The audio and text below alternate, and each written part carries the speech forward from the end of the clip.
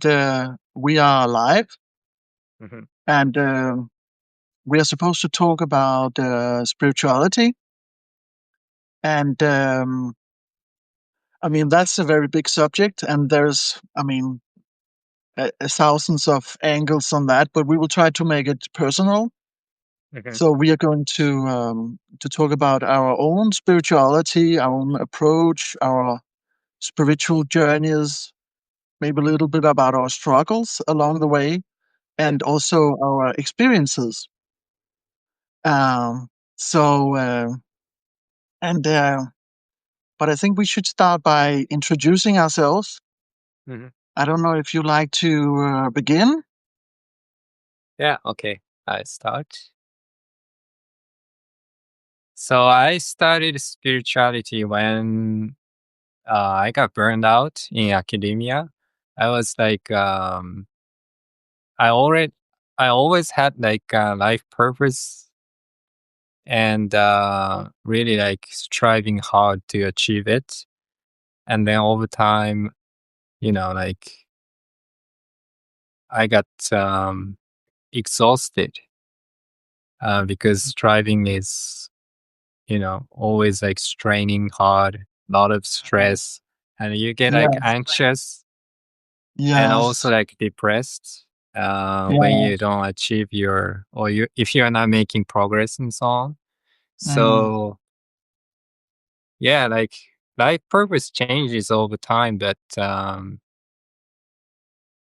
uh, yeah, like the cycle is the same. It's always like frustration after frustration, and yes. yeah. So I started to inquire into like uh, yeah, by nature and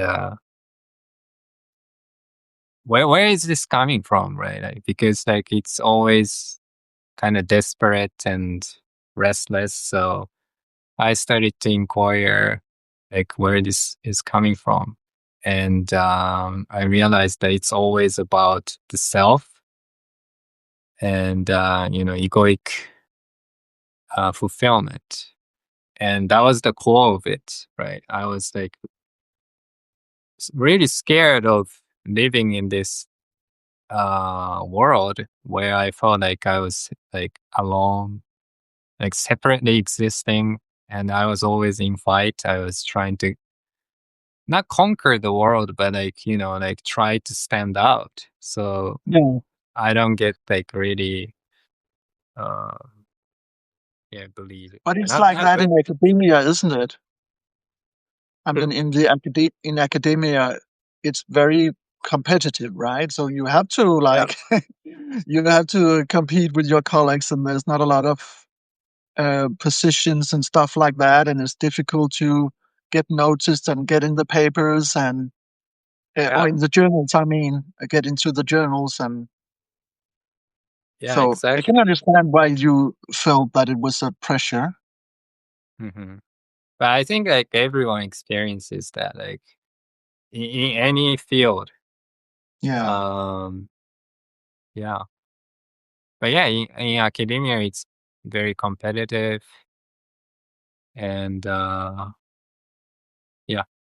So that's how I got into spirituality. Mm. Yes. What about you? Um. Well. Well, mine is my background is. I noticed that it's very different from you.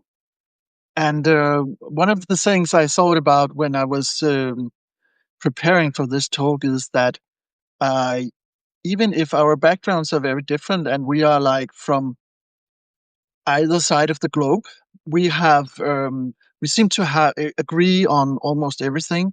At Yeah. least from, I mean, I don't know you very well, but from the things I have seen on Substack and our discussions, it seems that we are like in alignment. Yeah. And and to me, that's a little funny because I am you could say I am a Martinus guy, and uh, yes, I am. I'm very much inspired by a Danish mystic who's called Martinus, and I read him for very many years since I was in the beginning of my 20s. I read his work, Yeah. and you can keep reading because it's really big. Um, so, and he's a Danish mystic, and he was also only Danish speaking. So, for people from uh, not Danish people and from outside of Scandinavia, I mean, he's not very well known, and I don't think you know him, do you? No. You didn't know about Martinus before I talked about him, did you? Yeah. I mean, I didn't know, but No, you didn't know. No, so I mean, that's my point. It's he's not very well known, but even so, me getting all my inspiration from Martinus, almost. I have other sources of inspiration too, but very much from Martinus. Uh, and you don't know him, and still we think the same. So I thought that was kind of funny, and maybe also I was a little curious about that. Why do we think the same when our backgrounds are not the same? So I mean, like yeah, spirituality leads to the same direction, right? Like we start from different places, but like we move toward the one, or the self with the capital S. yes, Like it's a journey of self realization. So yeah. So you could say that we ought to get to the same place. mhm. Is that right? Yeah, I mean, like we come from the same place, but we like through self inquiry and through this like spiritual journey, we get to know the fact that we come from the same source. Yes, Um, so I mean, yeah, the source and the goal are the same, so to speak. yes. All right. So, but the way I understand it, um your access to spirituality is, I mean, it is theoretical, but you also had some very what you call an awakening.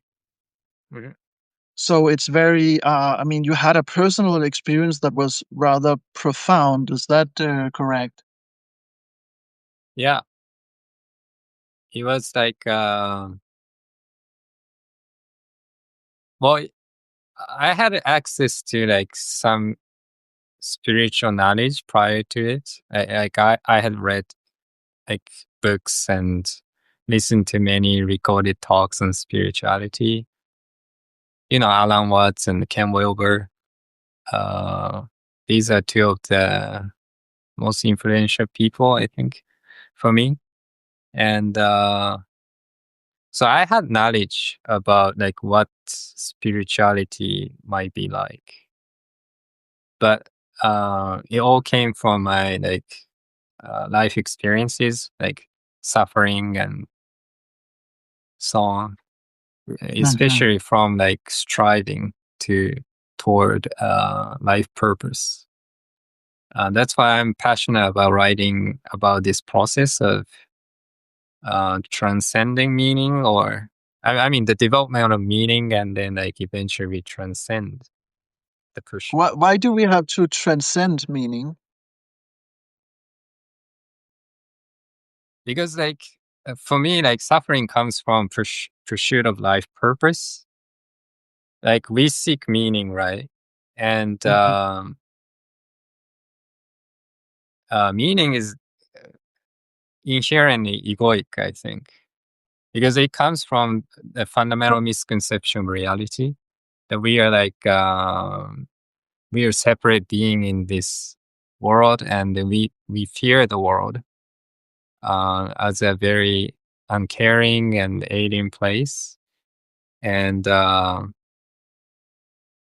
yeah, from that conception, we kind of create meaning to rectify that, To meaning to what? to correct the to escape from it, essentially. You know, To escape from the suffering, recreate meaning. yeah, like. but this suffering comes from misconception reality. So, Yes. so I think once you correct the misconception reality, we automatically transcend meaning too, because we are no longer pursuing some kind of ideal world. Mhm. Um, yeah. But would you say that there's no real meaning to life or no purpose to life, or how would you say that? Um, that this is a tricky issue because I think if we are truly satisfied or at peace with life, then we don't seek something beyond. Yeah. Right. Like only when you are dissatisfied with life, you seek something beyond, and this seeking beyond is meaning, right? Like because the Mhm. meaning is like something beyond life, Yes. and if life becomes meaning, then meaning kind of evaporates because like um your being is kind of meaning, and at that point the question kind of becomes irrelevant. Uh-huh. So this is actually from Martino's point of view. It's I mean, he talks about that issue in a very different way, I think, because he says that um well, the purpose of life is to, well, maybe you could say that in his view it's to achieve the awareness or the enlightenment that you also achieved, at least some of that. Mhm. um but he actually also says that in reality it's just to experience life. That's the meaning of life, or Yeah. that's why life is the way it is.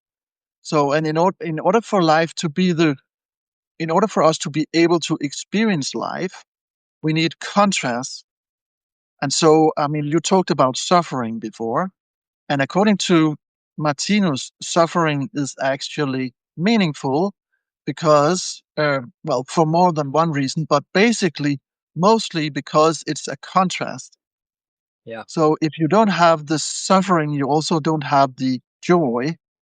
Mhm. So, and and all the different kind of contrasts and oppositions there that we experience, they are all necessary for experiencing. So we can only experience in those contrasts. Mhm. That's a big, I mean, it's a very big message in Martinus's work. So I think that's one of the things he does very well, to explain that in a, I think, a logical way. So Mhm. but Experience. Okay. Go ahead. Go ahead. no, you go ahead. I think I made my point. Yeah. I mean, like experience is happening all the time, right? So is it meaning though?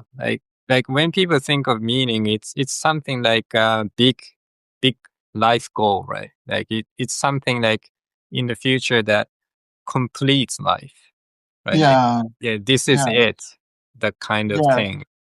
And but experience is constantly happening. So like in that, you know, if experience is meaning, then I don't know, like is it meaning? Um, like you don't even think about like what's this, what's the meaning of this experience, right? Like it's just happening, and yeah. so So yeah, I don't know. Like for me, meaning means like life purpose. Like it's a big goal. yeah. Uh, yeah, So, well, but like most people if they think about the meaning of life, it's something about love or happiness or something yeah, like that. That's what we are striving for, right? yeah, So, I mean, it's just in that context when we talk about meaning of life like that, we want to be happy, we want to experience love. Then we have the problem of suffering, right? And yeah, lack of love, or I mean, there's a lot of things that are not what we want. And Mhm. so that's that kind of poses a question to what is the purpose of life if we have all the things we don't want? Yeah, So exactly. I think that's why Martinez talks about it as a necessary. Um, he says that evil is an unpleasant good because it's necessary for us to have a life experience. Yeah. Yeah, I agree with that. Mm. But yeah, it takes certain kind of uh, certain mode of being to embrace all sorts of experiences. And I think in that mode of being, meaning evaporates. So like I think, like philosophers and so on, like reflect on this kind of experience. So they say like it's like experience is meaning or something like that. But like if you really embody it or if you are being, then like the notion of meaning wouldn't appear, I think. Yeah. Mm. But yeah, we can move on from this Yeah, because we are that's also it's getting rather theoretical maybe. So we were talking about we should try also to make it personal and to talk about our own experiences and our own spiritual journeys. yeah. So so can you tell me more about your awakening? I mean, what was it like? Can you like explain that experience? Because that's also sometimes very difficult, to Mhm. put those things into words. Yeah. And so, but are you able to talk about that experience in a way so that other people will understand what your experience was? Yeah.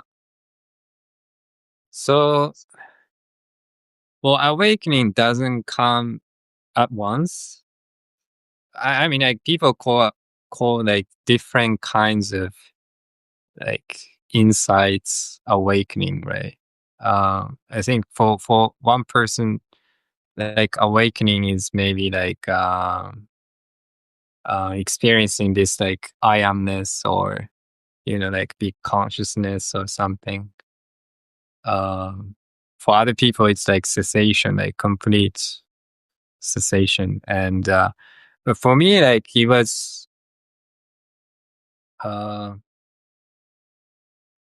it started when I realized that my desire, was not happening from my body, right? Like because the ego is the notion that your body is the source of like all kinds of like forces and desires and thoughts and actions. And I was, as I said, like my awakening came from like frustration from striving for life purpose.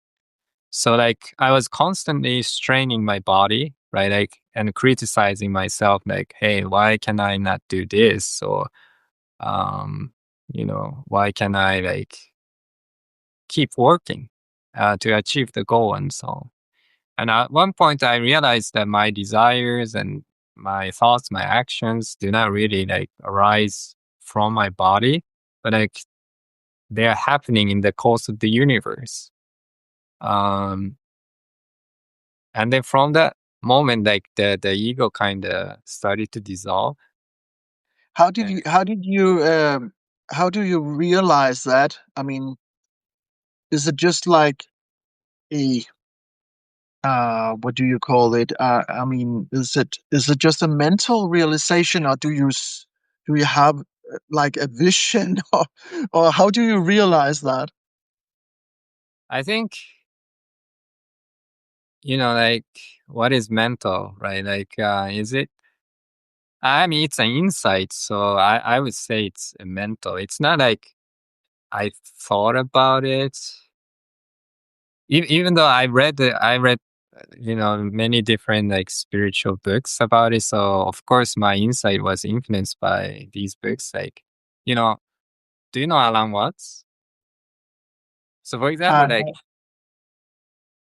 yeah, he talks a lot about this, like you are the universe, and then like you are not a separate, but like yeah, you are like a part of the organism called the universe and so on. So I was familiar with this kind of notion. So yeah, I'm sure that this influenced my experience, but my awakening came from uh, my suffering, right? Because from like what? suffering, From suffering. yeah, because insight itself cannot and does not have power unless you are suffering, right? So like like when you're suffering in life, and then like insight kind of clicks, and you're like, ah, like yeah, I think so. Yeah. But did you actually experience yourself being part of the universe, or what? How was that part? Um, Yeah. So like I think it starts with concept, not conceptual, but like mm, kind of mental insight, and then it becomes more like direct, kind of more direct, yes. yeah, more experiential thing. Uh huh. Um, but the insight, like my initial insight, was you could call it mental, because Yeah. yeah. And afterwards, I started to experience more like um, like really being one, and then I don't feel like boundaries. Like I feel like I'm. It's hard to explain. Like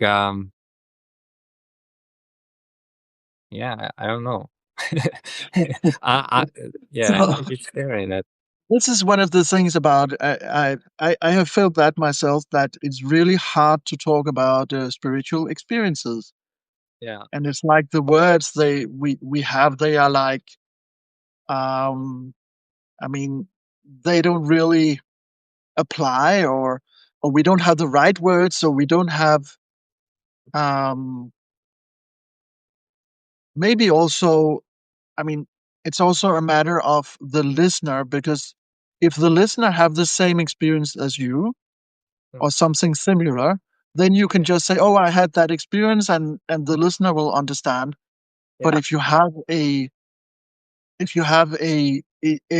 experience which is very different from what the listener had, then it's like, how can I explain this? yeah, Um, so, and yeah, so I mean, even if you have like a physical experience, like for instance, when I was a kid, I had this side stitch. Do you know what that is? no A side stitch. sides. What? A side stitch. Yeah, it's a pain in the side when you are like, when you are running. Then Uh huh. sometimes you get a pain in the side below the ribs. So Oh it's yeah, kind yeah, of, I know, I know. yeah, okay. So it's called a side stitch. And when I was a kid, I had that at some time during a gym in school, and Mhm, that was the first time. But immediately when I had it, I knew what that was. I think I heard the word before, mhm. and when I had it, immediately I know this is a side stage. Yeah. So so the experience of the side stage was enough for me to understand the word, and Mhm. to understand what people were talking about. Yeah. I just knew right away. But before that, if somebody told me they had a side stage, I would be like, oh, well, I don't Yeah, know you what have that no is. clue what it is. Yeah. Yeah. And so I think, even, and that's a physical, experience. So I think when it comes to spiritual experiences, that's kind of something very different. And some people had no spiritual experiences. And so for them to understand, for instance, what you're talking about may be very difficult, I think. Um, so yeah, I think we have a problem of talking about it. Yeah. Um, But like you, so you pointed out a very good, very good thing. Like, it doesn't really matter, like, um, which word you use, or listener will know what you mean. Like if they have experiential reference. Yes. So like, uh, yeah, yeah, it's difficult because you would be misunderstood if the person doesn't have an experiential reference. Then like whatever you say will be misunderstood and Yeah, misinterpreted. sorry. Yeah. Yeah. So That's just the way it is, and yeah, I think, yeah, that's fine. I can give another example. I think it's also interesting because I had I had one of the experiences I had very many times during, not necessarily during meditation, but often during meditation or after meditation or during prayer, or maybe even just during um, reading some spiritual stuff. Yeah. Um, I would have something which is a tension relief, Mhm. or a relaxation, but it's on a very deep level. So it causes your one spot in your body to begin vibrating, and it kind of it's like bubbling, a bubbling sensation, and you can even see it like on the skin. I mean, on the outside of your body, on the skin, you can Happening? see the skin starts to jumping up and down at one spot only. And so it's a special kind of tension relief. I don't know. Are you familiar with that?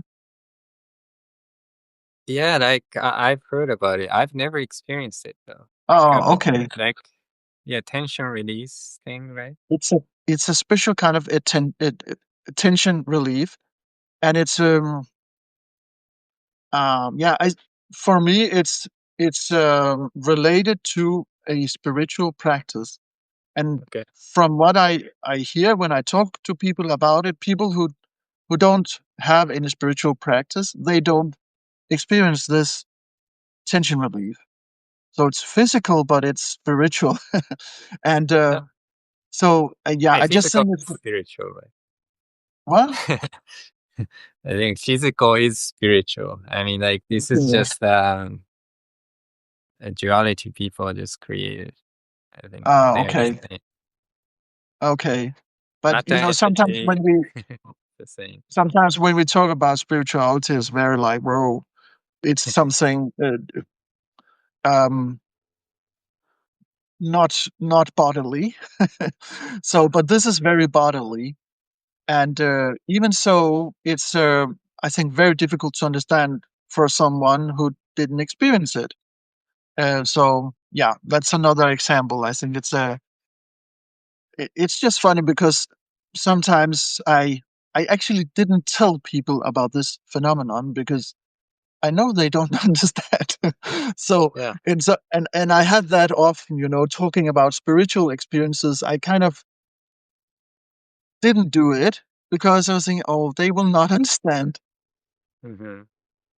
So Yeah. what is a spiritual experience for you? Like, yeah, what makes Mm. an experience spiritual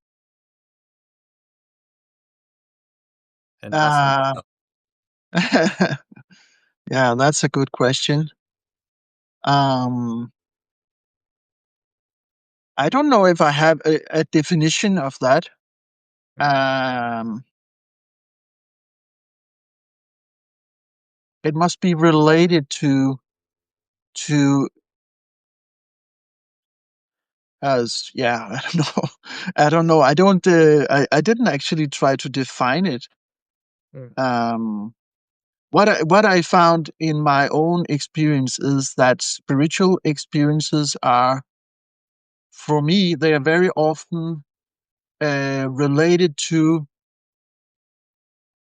um, kind of going out of the body. I mean, it's a Okay. um, yeah. You know about. out of body experiences, right? Mm-hmm. Yeah. So Never out had of it. body experiences, if it's, I mean, the full extent of an out of body experience, that is leaving the body and Mm-hmm. maybe looking at the body from outside or looking at the body from um yeah, another place, or going another place, traveling to another place. So that's, I mean, that's pretty crazy maybe. But my when I think about my own experiences with going out of the body, it's not entirely out of the body. Um it's more like the sensation of the body is lessened. And so I sometimes I kind of starts moving around on some kind of energy field. Yeah. And so I feel that my uh yeah, maybe I am in a spiritual body, not the physical body, or I feel connected with a spiritual body, not the physical body. I don't really know actually, because it's an experience I had many times, but I'm not quite sure what it is. So Mm-hmm. so it's yeah, still very difficult to talk about. But what I feel in those circumstances is also that I mean, I am leaving my body out. I mean, from the top of my head. So it's like the focus or the energy goes to the top of the head, Mm-hmm. and like the crown chakra, I think would be the proper word, maybe. Mm-hmm. So I think maybe spiritual experiences are related to the crown chakra. I don't know. Yeah. Maybe that's one way to talk about it. Like, do you still retain like bodily boundaries when you experience that? Like out Um, of body experience. I've never had it. Like it's another thing. Like I've never had it, so I don't know like what it's like. yeah, yes, exactly. So I don't. I I experience it as if I lose some of my connection to the body. So the bodily sensation, they lessen. Hmm. It's not like I don't feel the body at all, but it's like it's distant somehow. Yeah. Yeah. So I don't. You talk about the um what do you say, that the limits of the body change. Is that correct Mhm. in your experience? Yeah. Well, I mean, there's no limits. Like it's just like it doesn't feel like. Well, maybe like you could call it out of it body experience because again, like it's not here. Uh, So when you are out of the body, where do you go? I don't know. I don't know. Like that's the where is it? That's a very good question. There's no location, right? I mean, like when you have an ego, like you feel like you're here, and that dissolves. So like you don't even think about where and it yeah, it's just being like you could say like you're everywhere and nowhere at the same time. Yeah, yeah. I don't know. I don't know how to explain it. But there's no location. No At least like location. you don't have this like ordinary sense of being here. No. So what do you sense in that state? What do I sense?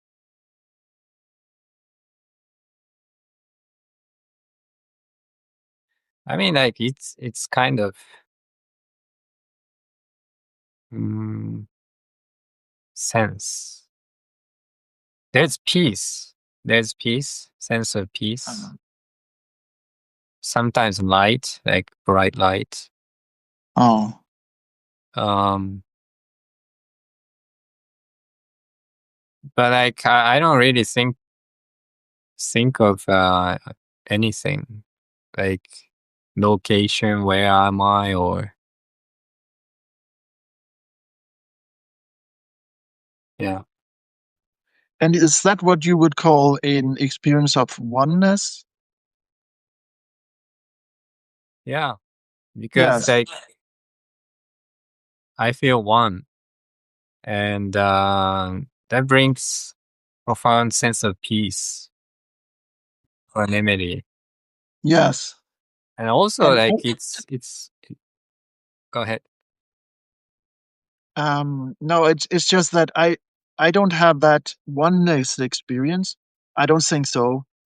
So, but Well, I you had, maybe you don't call it oneness. Maybe out of the body experience is oneness.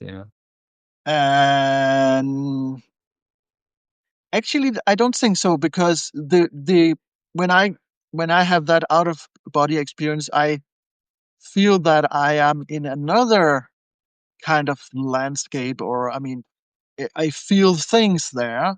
It's not like I feel nothing. I Well, mean, I like, feel too. I feel too. It's not like I become.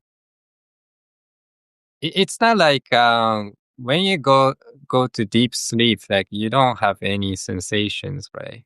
Like yeah, you don't have like total nothingness. yeah. Uh, But it's what like I mean is that in the out of body experience for me, there's something going on. So it's not like you say you experience peace and light, and yeah. and and that's kind of all. But in the out of body experience, I have it's like I go to a place where there's something there. I can move around on some kind of um, energy field. So there's something there. Okay. It's not empty. I mean, But that's I had one experience that may be a little more like you are talking about because at some point that was actually I was my father he died a couple of years ago, and so if I go to his grave I will often say a prayer, mhm, and so I will just I will just say the prayer in my head, um, but I think the last time I did that I was like, or yeah, last time I think it was last time I was doing that prayer, and during the prayer it was like my I got a feeling of like the words they are kind of dissolving, mhm, and my uh, yeah, it's like everything which is concrete is dissolving, and I'm yeah, getting into a state of something which is infinite or eternal. yeah. So I think it. I mean that sounds more like what you experienced, maybe. I don't Yeah, know. yeah, yeah. It's like yeah, So dissolving and like boundaries become kind of blur. yes, and so it's like I got the feeling that things were stretching out. I mean, if you go towards something eternal or towards something infinite, then things will stretch. Yeah. That's the feeling I got. Hmm. So Yeah. I was just thinking maybe that's more like your oneness experience. Yeah. I mean, I didn't get this like stretching kind of experience. Like it's more like all or nothing. Like it's like a Oh. light switch. It's not like it goes gradually to like or something. Like it's there. And Ah, yeah. So you go into that state from, I mean, from 0 to 100, or to, I mean, there's no intermediate steps there. Yeah, because like whether I think whether you have a boundary or not, right? So I think if you are like expanding or something, you're like creating some kind of new boundary. Maybe like it's bigger, but it's not the dissolution of boundaries, you know? So yeah, at least for me, like it's just like all or nothing kind of thing. Okay. Yeah. So then after you had that total experience of oneness, then what happens when you, I mean, when you get back from that? Um, like the ego is persistent. Um, so it can come back because ego is a belief, and so I think after initial awakening, you kind of like you could say like expand and contract, but like you go back and forth between like ego and no boundary, Hmm. and yeah, so like I think it stabilizes over time, like this no boundary state, and then yeah, like the ego gets dissolved more and more, or like yeah, you are in the ego state more or less often. That that's So how I experience it. Yeah, is it hard to, when you get back into the ego? I mean, you come from that place of light and peace, yeah, and then you go back into the ego. How is yeah. that for? Belief can come back. Like I think ego is based on sensations. Sensations married with beliefs, right? Because like you have bodily sensations, and you kind of construct this image and concept of you based on these body sensations, and you create these boundaries. And then like there's this body that's like causing all sorts of stuff. That's basically the ego. And yeah, it's quite persistent because like you experience sensations, and a belief can be, yeah, it can be resurrected, so to speak. So like that's why I think it's important to practice uh, meditation and get into that no boundary state, and stabilize this state over time so that you can abide in the state permanently or something. I think Mm. someone can do that. I suppose they're enlightened people, right? Yes, but did you have like? I mean, I was just thinking about what does it feel to come back from that? Is it hard to get back into the body or back into the ego, or how does that feel? Well, it just comes back whenever the ego belief comes back, you know? So, yeah, it's not like, I don't know, in an ordinary state, I mean, like uh,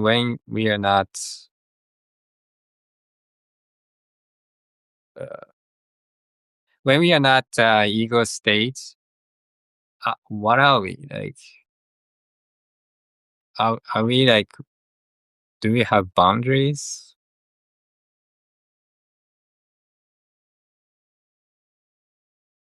If we are not And you like, ask, yeah, yeah, yeah, I'm asking you. oh, you're asking me. If we are not in the ego, do we have boundaries? You're asking me that.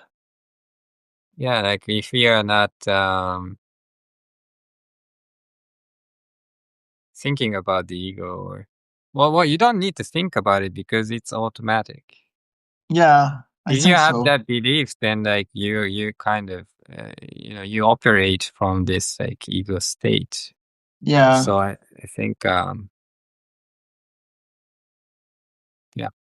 Um, yeah, I don't. I mean, I didn't have very much of that oneness experience, so it's for me, it's rather theoretical talking about that.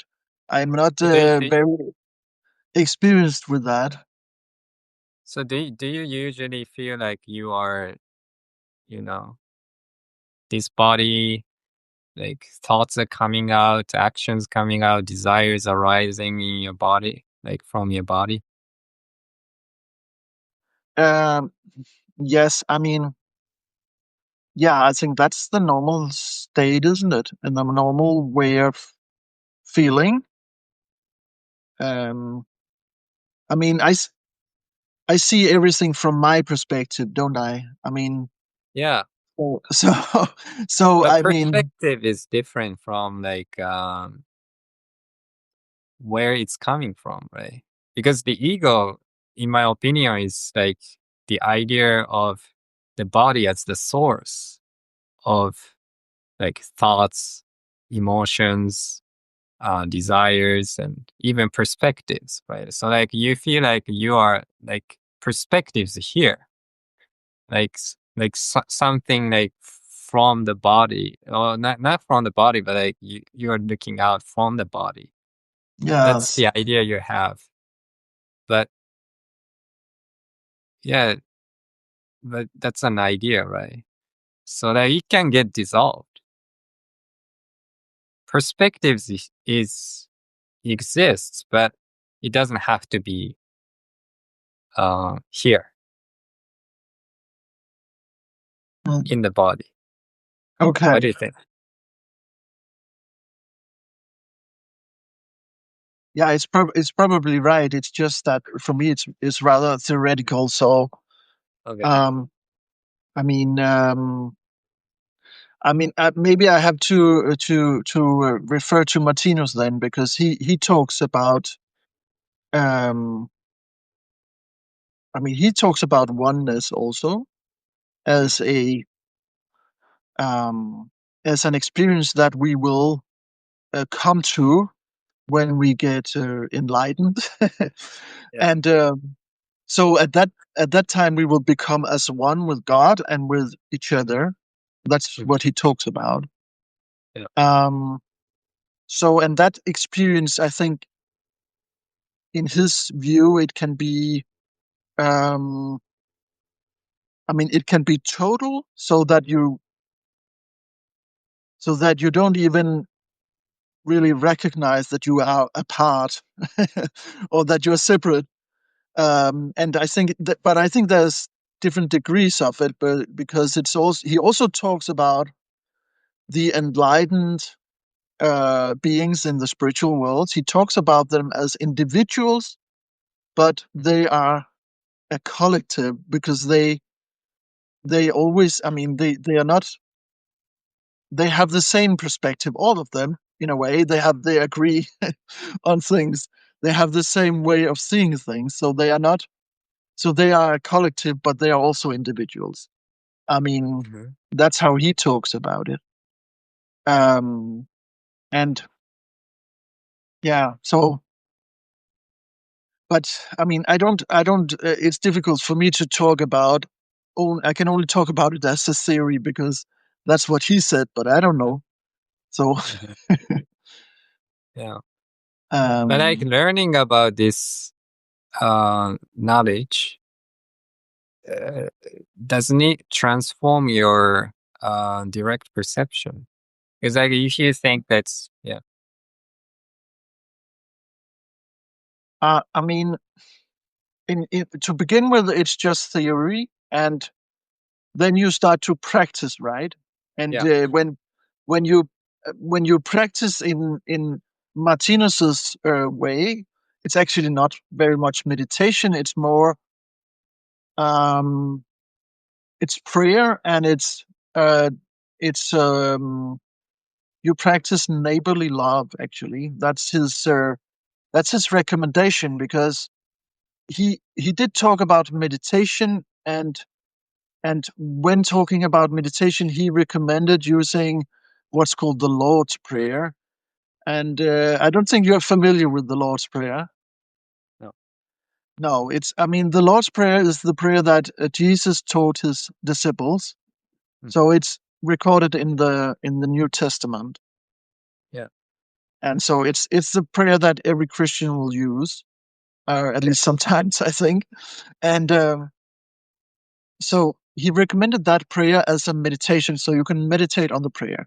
But Mm. he actually had some reservations about meditation, because he said that if you if you get too quickly in touch with very high spiritual energies, you may get hurt from that, because they are like, it's like, if you are accustomed to um, um, what do you say?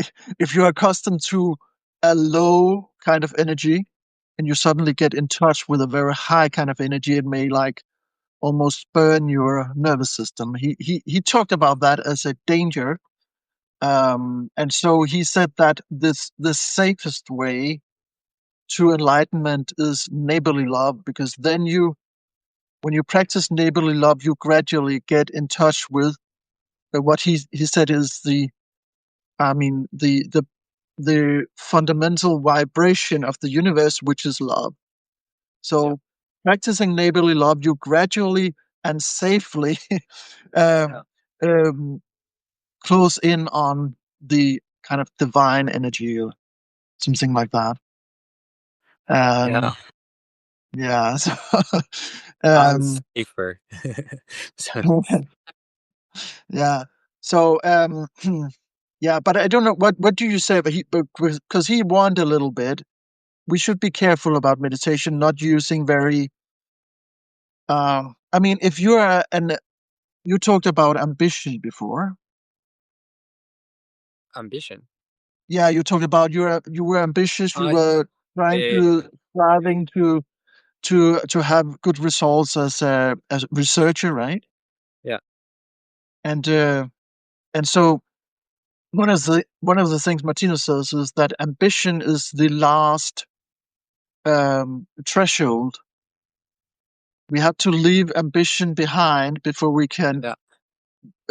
before we can enter the spiritual world, Mhm. because ambition is a personal thing, right? It is Yeah. ego. It is the ego thing.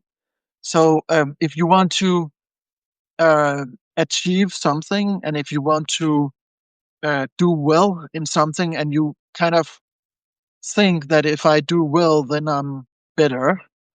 Yeah.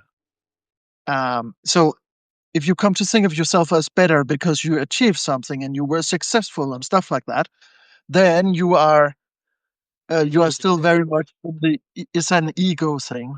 Yeah. So and Matthias said that this kind of ambition or arrogance, he also talks about it as arrogance. He says that that's the last part of the ego that we have to leave behind. But Yeah. some people, they start doing meditation because they want to kind of enhance themselves. Yeah. Yeah. Yeah. If you understand what I mean, they want to be uh, on a higher level than other people. Mhm. So I am a good meditator, and I have high a high awareness, or I have high enlightenment, or something like that. So they want to achieve that Mhm. for themselves, and that's an ego kind of approach. and Yeah. and Martinez says that's dangerous, because then you get into the spiritual world with the wrong mentality, and then you get burned Yeah. from facing those high energies. Mm. Yeah. I think a lot of people make that mistake. Not make the mistake, but I feel like, yeah, if people enter spiritual journey too early or something, because they are always carrying the ego, right? I mean, like almost everyone enters spiritual journey with their ego intact. So I think in the beginning, people always like inflate their ego by attaining like peak experiences and so on. I think it's just a natural process. And a lot of Yes, like many spiritual teachers speak against like don't seek enlightenment and so on. I think it's useless to tell them that. I mean, they have to like burn their ego one way or another. Maybe they burn their ego through like mainstream career success or something.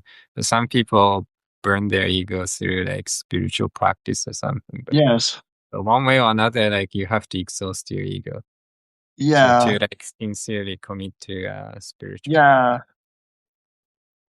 yeah, that's right. But he was just, I mean, Martinus was talking about how some meditative techniques could be Yeah, very forceful, and so they could make people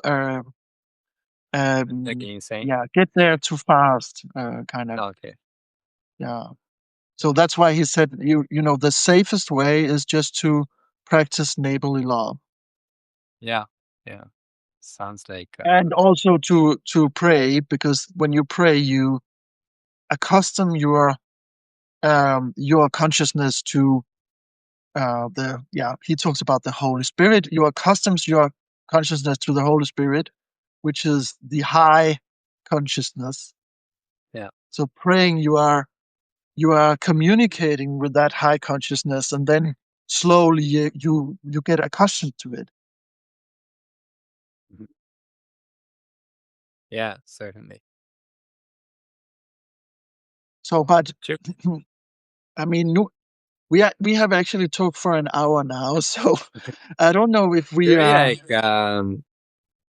answer like some people are asking questions, right? Or not? oh yeah. Can you see the questions? The same essential difference, but the message the same. Yes, exactly. Oh yeah, Jenna said, "Do you find meaning for yourself besides experience? Uh, is it for you? Probably. Oh, I see. Yeah, you were Yeah, talking about. okay. I think she asked about that because I said that according to Martinez, the meaning the in I mean the very basic meaning is to have a life experience. Mhm. I think that was I mean yeah, I think maybe the question came because of that. And so I mean that's his way of saying that we need I mean the reason why we have a life and a universe, that is in order to have experience, to have a life experience. If there was no universe, there will be no experience. So that's his point. Mhm. So, uh, so, and that's why he says that we need to have contrasts. So there has to be both good and bad, for instance, because we cannot experience things without those contrasts. And but now we are in the very low contrast, according to Martinez. So we are in, I mean, he says we are still in, even if we are humans, we're still in the animal kingdom. And so in the animal kingdom, that's the dark culmination, according to Martinez. It's the worst place we can be. so so it's only getting better from here. That's his point. And Uh-huh. yeah, so we have been where darkness culminates, and now we are evolving towards light. So of course, I mean, from my perspective, if I have to talk for myself, of course, I'm looking for a life which is full of love and happiness, and so that's the meaning or the purpose of Yeah. what I'm trying to achieve. I don't know if that's uh, answering the question. So it's like, I mean, there are two different levels of talking about this issue, because you can talk about it from the perspective of I mean, the absolute perspective, or the cosmic perspective, and and then you can talk about it from a personal angle, like Mhm. what is my meaning and what am I trying to achieve. Yeah. So and so of course I want love and happiness and stuff like that, Mhm. and that's the meaning that I'm looking for, so to speak, right? Yeah. But I think it's also important to understand why the opposite is there, because if you don't understand why it's there, it's going to be more hard for you to accept. So thinking, I mean, one of the things Martinus talks about very much, it's almost like a motto. He says that everything is very good. So it's and he don't mean everything is very good in the future. He means now. Everything is very good now because it's the best it can be at the present stage. So at this stage in our evolution or in our development, it it has to be there has to be some suffering, because that's where we are in development. So it's Yeah. the very best it can be at present. Yeah. So he uses that. I mean, he talks about this everything is very good as a motto, because that's the divine perspective. So even if even when we suffer, everything is very good from a divine perspective, and we should try to adopt that divine perspective, Yeah. because when we do that, we lift our spirit, and things are not that hard anymore. So yeah, so we should strive to go somewhere which is much more loving and happy and so on. But we should also very much strive to accept or to recognize that everything is very good as it is. Yeah. I totally agree. So Yeah. So and it's like yeah, people talk about like full engagement without attachment. I think like that's what you're talking about, right? Like yeah, if you act that's right. from yeah, if you act from this absolute perspective, then like yeah, you can naturally bring forth a happy world without like really like rejecting what's happening. So Yes, yeah. yeah. And I mean, your vocabulary is more like Buddhist vocabulary, I think, or inspired by Buddhist thought, right? I don't know. I think I'm more familiar with Eastern philosophy than Yeah, Christianity. I don't know yeah, anything about Christianity or yes. So I mean, and sometimes when we have different backgrounds, we use different words, and it can be really complicated to talk to each other, because we don't necessarily understand the words that the other person uses. But I think also, from what I have been talking to you about, I found that we were actually in agreement, even if the words were different. yeah, Yeah. exactly. Yes. So, but maybe there was another question too here. Uh I think I think that was no, that was the only one, maybe. Yeah, that was the only one. Okay, so but I don't know, do you have like any closing remarks or something that you think is important that we didn't get into? Or closing remark. I can talk about like many things. I think we didn't talk about like challenges we face after awakening or like on a yeah, spiritual journey. But it's yes. getting yeah long, so I don't know Maybe like we can do it if you short. Just give it a little yeah, talk about it shortly, maybe. yeah.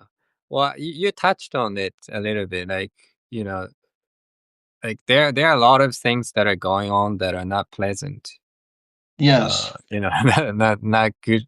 That doesn't necessarily feel good, right? Um, Yeah.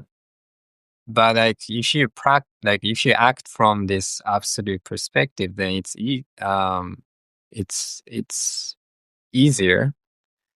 Yeah. But that doesn't mean that it's not easy.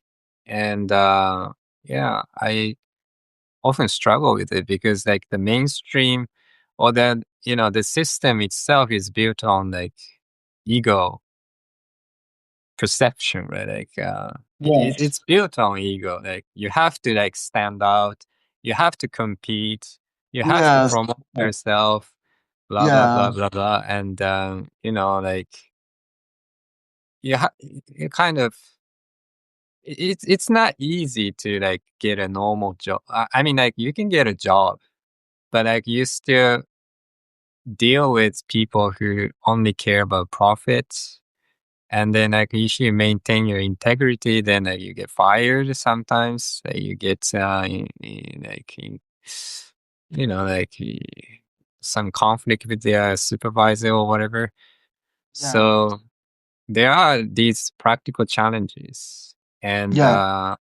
also like relationship stuff. Like there are not many like uh maybe I don't look for the right place or something. Well, I recently broke up with my girlfriend because um yeah, She wanted you because to compete. hmm? She wanted you to still compete or to achieve something in the world or Yeah, um like because like again, like you if you want to have a stable, not stable, like financially stable life, like you have to like kind of adapt to the system. yes.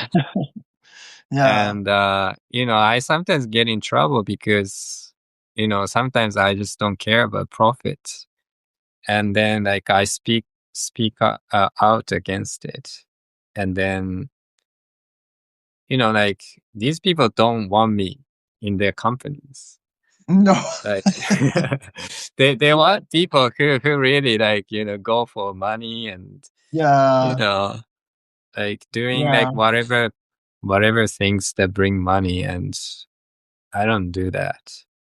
So I experienced like financial like instabilities, Mhm. and I understand it. Women, not women, but like people in general want like stability. So yeah, and I have nothing against it. Yeah, but it still makes it like practical life difficult. Yes.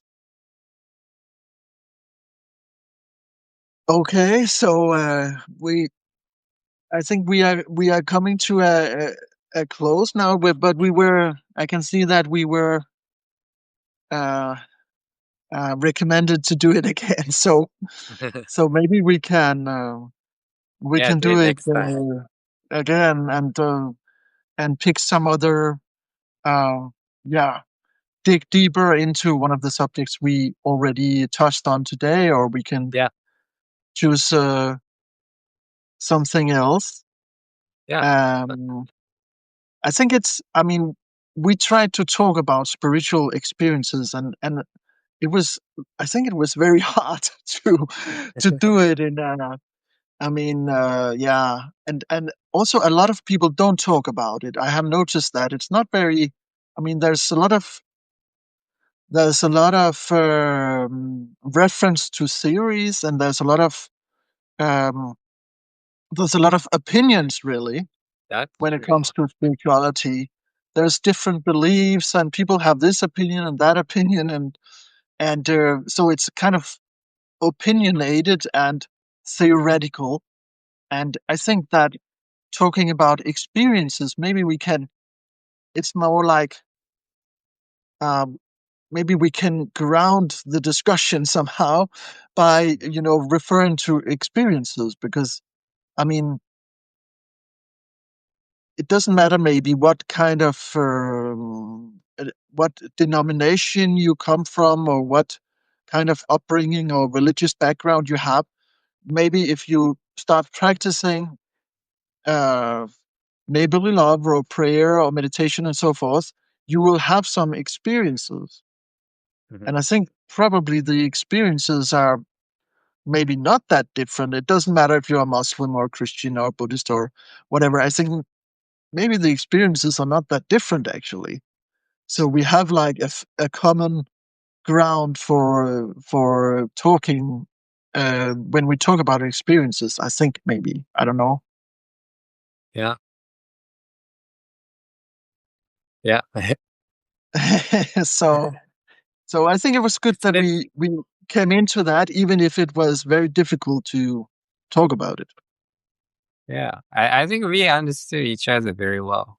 I mean, actually, like we seem to resonate. With Yes, each. yes, we do. But sometimes the words are different. So sometimes it's like, Yeah. Yeah. okay, so that was it. We, yeah. Should we end it here? Thank you for Yeah. coming, 6 people.